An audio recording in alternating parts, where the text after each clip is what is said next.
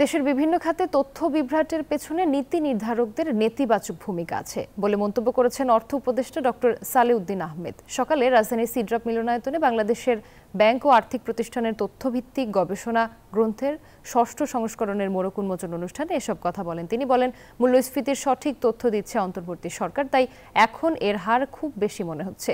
অন্য সময় মূল্যস্ফীতি কমিয়ে ৮ থেকে ৯% দেখানো হতো। জানান, আর্থিক প্রতিষ্ঠান ও পুঁজিবাজার সংস্কারে কাজ চলছে। পুঁজিবাজারে শেয়ারের দরপতনে রেগুলেটরদের দায় আছে বলে মনে করেন উপদেষ্টা।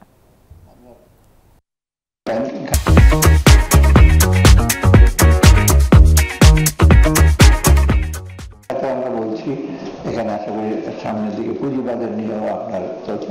পুঁজিবাজার আলাদা রিপোর্ট বের করে, তবে ইন্ডিপেন্ডেন্ট যদি কেউ কালেক্ট করে বেটার হয় আর কি।